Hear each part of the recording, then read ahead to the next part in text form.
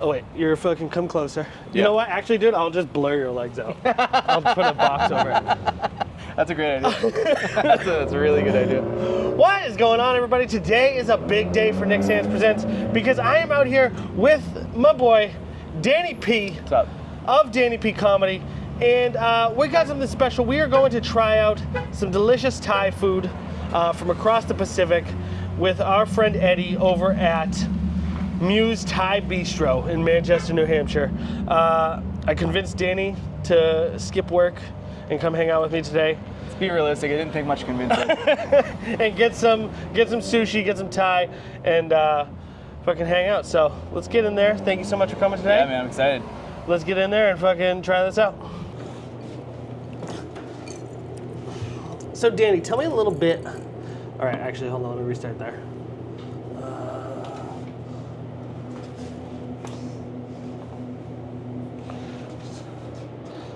Oh.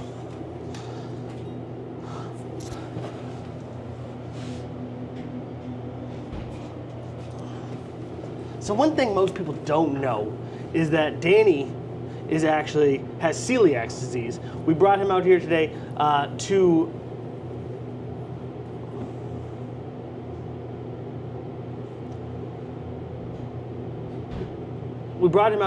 Muse because I know for a fact that they work around that kind of thing.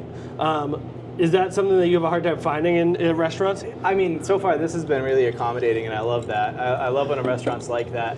What I really want is to be scooped up by my hindquarters and sat on the counter and given a couple quick kisses on the cheek, told what a good boy I am. That's more important to me than anything, is just being told that I'm more special because of my eating issues, my digestive issues. Now, it is hard, though. It is hard to find stuff around, and what sometimes people aren't clear on it or they don't get it. If I had a nickel for every time my wife and I have been out, and somebody like the wait staff that we get seems so unsure that we have to ask somebody else. It just becomes awkward and uncomfortable. But when a place has it down and they know what they're doing and they're smart about it and they're intelligent and they can speak to it, that makes all the difference. And so far that's been here. So I actually have IBS, which most viewers of the channel know. How I ended up as a food critic is a fucking mystery. It passes through you so quick. Shouldn't do the eye of a needle.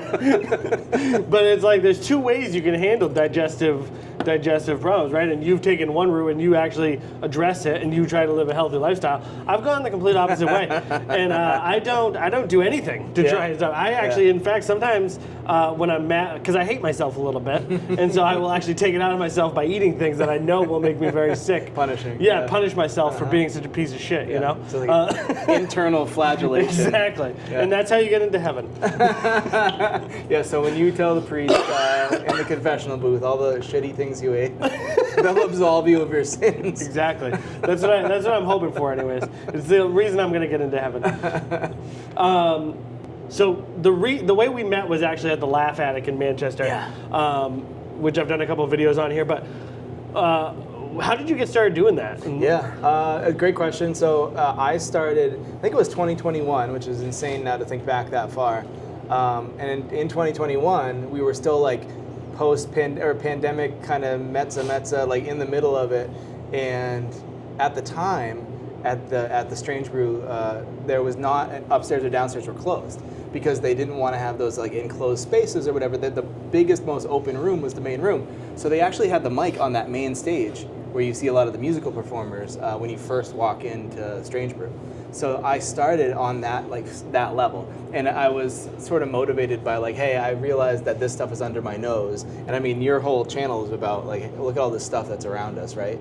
And that's no small example. That's a huge example of a great comedy thing that was right here, and I was getting the bug, and I was home a lot, and I was bored, and I was thinking of funny stuff, and I had been writing funny stuff for a long time prior to that, and I was I wanted a place to do it. So you find it. Get in there, and then I see Ben Davis is there, ready with the sign-up list, and met him day one, and just started going and never stopped, rarely missed, and just became known for sort of being one of the regulars there and always appearing there, and then to the point where when it was time to sort of hand it off, it was like, hey, who can take this on that's responsible enough to take it on, who's here all the time, and who can kind of carry this thing. And Ben asked me to do it right around a year ago. Yeah, so it's like March now. So it was like. Oh, so you took it over a year ago? It's only been a year. Yeah, it's been a year, and it's been a fun year and a busy year and kind of a crazy year. But which is crazy because I feel like you run that thing really well. Like it feels like you run a really tight ship, and like everybody fucking really sort of acknowledges that you're in charge. You know what I mean? Yeah, and there's like an anal retentiveness to it, and I being as old as I am now, I can do it in a way that's not overbearing. But it's still like me being a control freak at the end of the day. Like that's what's at play, but also trying to do it in a way that's like socially acceptable and that people can understand. So yeah, I like when it runs like that. I like when people say that it runs smoothly because I think that speaks well of sort of how it operates. I want people up and down. I want kind of quick hits in between. And really kind of, I think what that's done is kept people really riveted, and like audience members will sit and stay. We had an older woman, you weren't here for this one. We had an older woman come at 9 o'clock. She had to be 65. She came at 9 p.m., sat down with her glass of wine. She didn't leave until 12:30. And she was just like, I didn't have anything to do tonight. I just wanted to like come and like hear people be funny. And she heard 40 people be funny in a row, and she didn't want to leave. And I think that's just a testament to like kind of who we're attracting, but also like how it's run and stuff. I think one of the things that I've heard, you guys are the only open mic I've ever done, and so I can't really speak to how yours, but it sounds like talking to other people, I've been extremely lucky in that you're the only open mic that I've run, because you guys have a great mix of comedians and audience that comes and sits through it, and that's sort of something you want to see. Yeah. That not a lot of people get. Yeah, it's good to have a mix. A healthy amount of one or the other can be too much at times, and that's personal taste. Some people want the comedy hang or whatever, more power to them. I also think that the space that we're in is really special. Now that we are upstairs, after a pandemic and moved back upstairs, and that sort of feature room space lets an audience kind of come in and sit and enjoy what it feels like a show. And some of these mics are in more sort of like makeshift environments, and it can be harder to like just sit down and enjoy it. So I think that's a big part of it. And then there's like an actual stage. There's an actual stage. I kind of need an area rug for it or something. I do need to dress it up a little bit. So we'll do that. Right now it's just like people know if you've seen it before. It's a plywood board that you see Nick standing on in the videos. And I think on one side of it has coasters holding it up. But that's what all these things are born out of. Dude, you could get like a rug and like a little just red trim to go around it, dude. That would be fucking. That would look money. Much. Yeah, we're there. We've got the coffers for it. We've already started to sink some money into this thing. So I think area rug is next on the list. But yeah, no. So the room is inviting, and then comedians like coming and they like sort of interacting with each other, kind of networking and stuff. It can get a little loud in the back. You'll hear me shush and stuff, but I think people just know that I'm trying to make it an enjoyable experience for people that are listening to the comedy, and at the same time the back bar area is like a great place for comics to mingle and stuff, or for somebody that's like, hey, I need comedians for this thing, they can go back there and say, hey, I want to see you at, I want to book you, or it could turn into like an opportunity potentially. One thing for sure, comedians do love coming. Yeah, and they talk about it often. You've not heard people talk about coming as much as I have heard people talk about coming at the open mic. It's wild. Yeah, more than a urologist hears it, I think. What do you think is the like weirdest thing you've seen at that open mic? Oh, that there's no question. You might actually not be able to use this, but a dude came up, and I'm 99% convinced this is a bit at this point, but he sold it right down the middle. That when he was 12, he took pictures of his dick with his Nintendo DS, proceeded to pull a DS out of his pocket and go to pictures of what ostensibly from as far away as we were could have been perceived as a 12-year-old's penis. We have no way of knowing what really was on there, but that was pretty much as bottom of the barrel as you could get in terms of eliciting a reaction from the audience, and it worked. It worked, but I don't think he would ever. I think he came back once after that, so far, and I hope to see him again.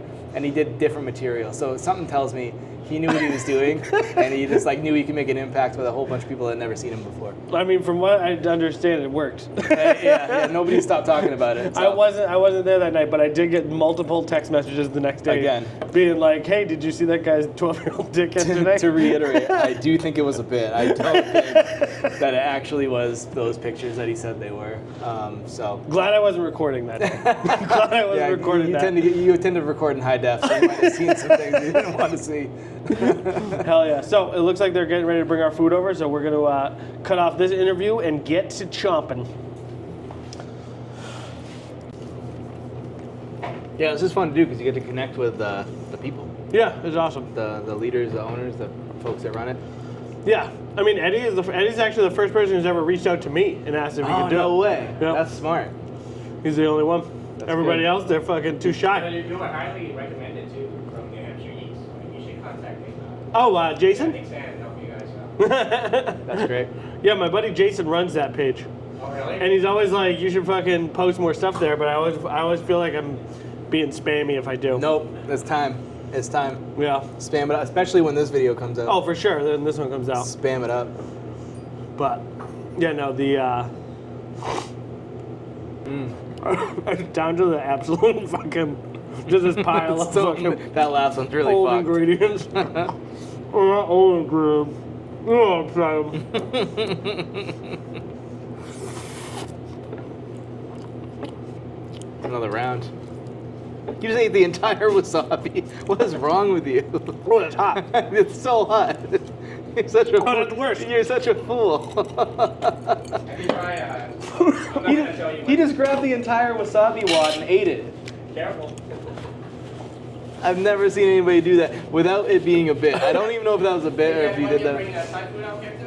Let's do it. Yeah, for sure. Absolutely. This is the Deadpool Maki. Ooh, that looks good. What is that stuff? Beautiful. That's fried wheat. Fried wheat, hell yeah. That's fucking Danny's. That's Danny's. That's your favorite, Right right? in my Danny's No, it favorite. actually resembles that. So if you Yeah. eat it, you know what I'm talking Yeah, about. absolutely. Right. Thanks. Oh Tom. my God, that was White how it tuna. is. That was a Outside, mistake. Maguro tuna and white tuna mixed Mhm, with our homemade kimchi hot sauce Amazing. with spicy mayo and I hate you. fried wheat basil. Fried weed. Thank you, man. I'm getting into this one. Perfect. Didn't even cover his mouth. This is pathetic. That's a clip right there. Oh my god. That's a short though. Outstanding. Oh, Very, very good.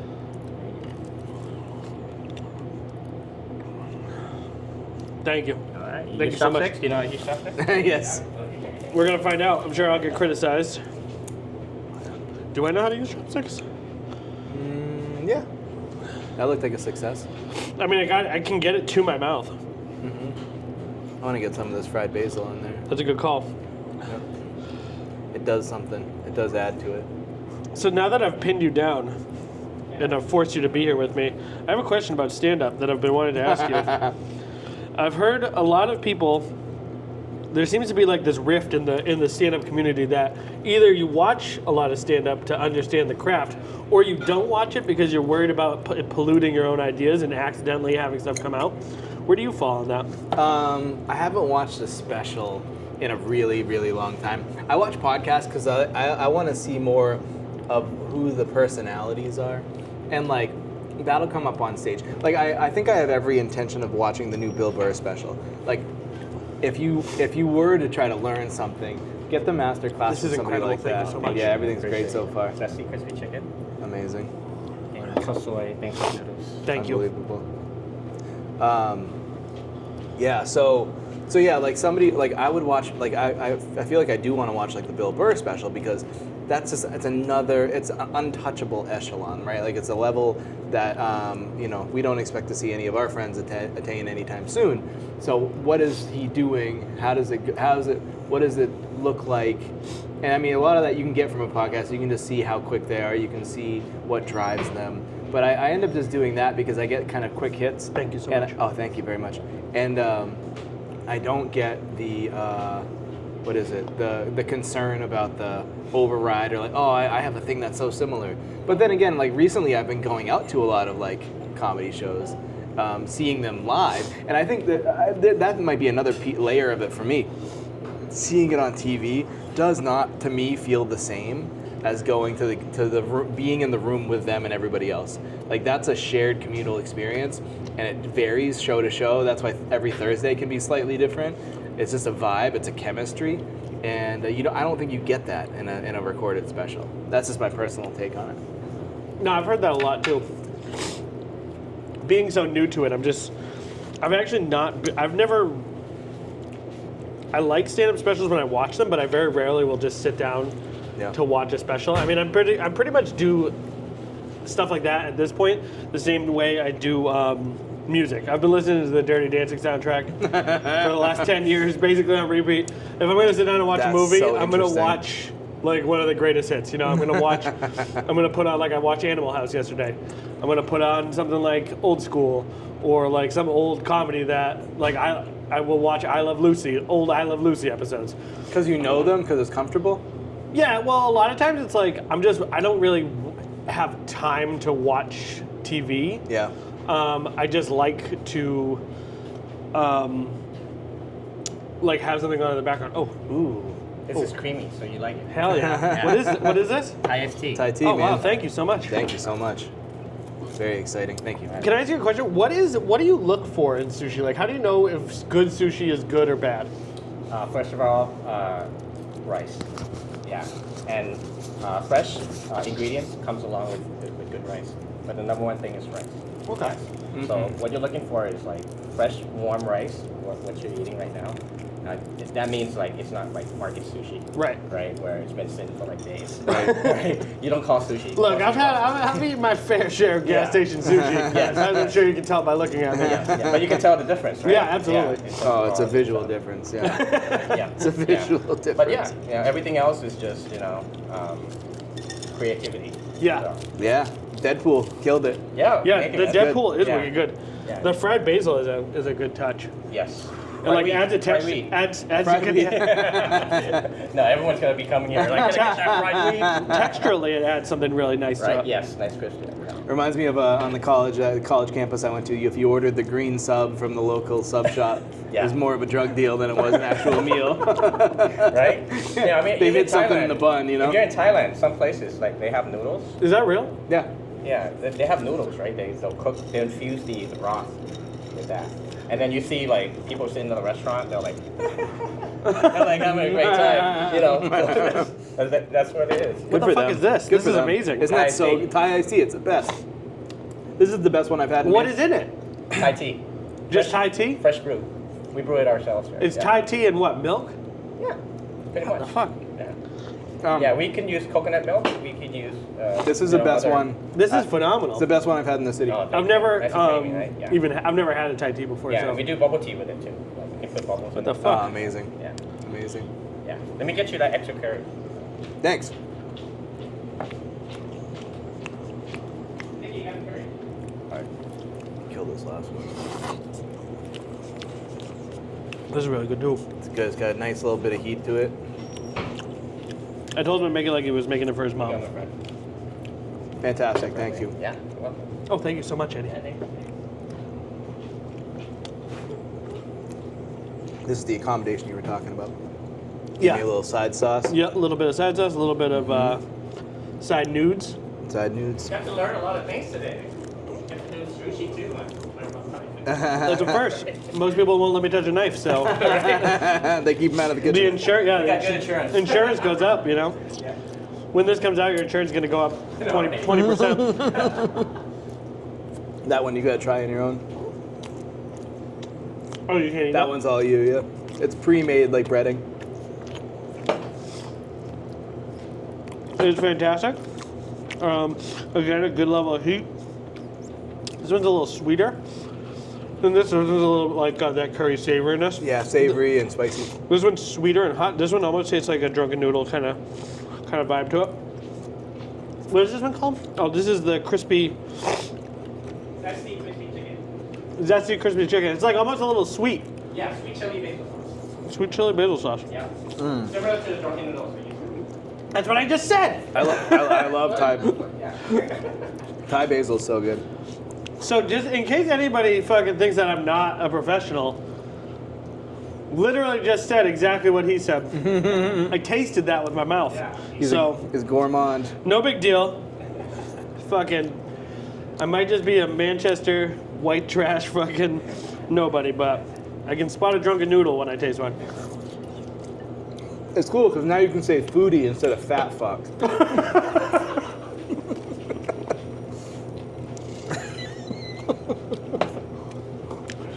Yeah, Michelin stars instead of Michelin man. There's something there. Wow. There's something there. That's good. Oh, this is so good. Everything's excellent. This is.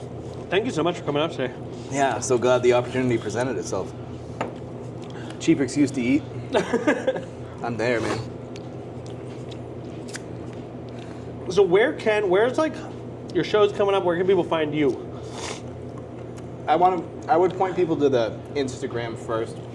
You can go to Danny P Comedy, PEE, like the bodily fluid.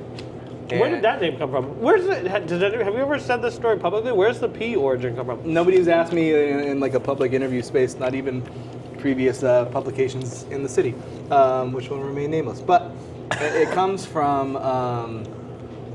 my last name being one that I didn't think. It's not that it doesn't sound good or it's not marketable. I just felt like it was too to just kind of like be like, you know, if I had a last name that was like I like my last name, but if I had a last name that sort of had more of a stage quality to it, I would have just kept it and just used my real name. But I just felt like it didn't. So I mean, even I chose something that essentially I have been called since hardcore shows like 20 years ago. Like there was Danny P from New Hampshire, and there was a Danny P from the South Shore, and never the two shall meet. Like that was just kind of how it worked. You had boundaries and territories. But yeah, so that's where it came from, and then it was just the letter P, and then the PEE just came out of like, I didn't want to just have a one-letter last name, so I just did like the sound of it or whatever. And then there's the body fluid. Yeah, then there's just an opportunity just to say like, hey, maybe this is what you're gonna get if you come out. So it's almost like a pre-awareness thing. It's a great piece of branding. Yeah. Because it tells people exactly what you are gonna have. Yeah. Or what to expect when they come see you live. So it's a smart piece of branding. And knowing your real last name, which I actually learned in a sort of secret way. You were lurking me on LinkedIn? There's a way I discovered it. I forget where I was going. I learned your last name, and you're right. It's like too many syllables. Yeah. It is. What it's like a mouthful. Yeah. Where it's like I'm like super lucky. Nick Sands is so punchy. Oh yeah. It's like a great stage name. It's easy. Yeah. It almost sounds made up. Yeah, it does. There's a couple people like that we know that kind of like do stand up or whatever, and their name just works. More power to Ken him. Murphy has a great name. Ken Murphy's a great name. Mike DuPont, great name. Mike DuPont's a great name. Yeah, we know lots of great names. Danny P, great name. Josh Day sounds like a fake name. Yeah, I was trying to pitch a new slogan to Josh Day. Every day is Josh Day, or like something like that. Like I was trying to. Great daily vlog. Yeah. If he only had the time to commit to that. Oh man. All right, well, guys, the food here is phenomenal. Eddie, thank you so much for having us. Danny, thank you so much for coming out. My pleasure. Guys, please come check out Muse. I promise you won't be disappointed. The food is fantastic. Ask for the Nick Sands roll once they get in their new shipment of hot dogs. Guys, I love you. Mwah. Mwah. So Eddie's coming to say bye. Bye. Thanks. Oh, Danny, where can people find you? Oh, yeah. Danny P Comedy Instagram, Laugh Addict Instagram. Best places to start, and then go from there. Eddie, where can people find you? MuseThaiBistro.com. All right, guys. Mwah. Bye.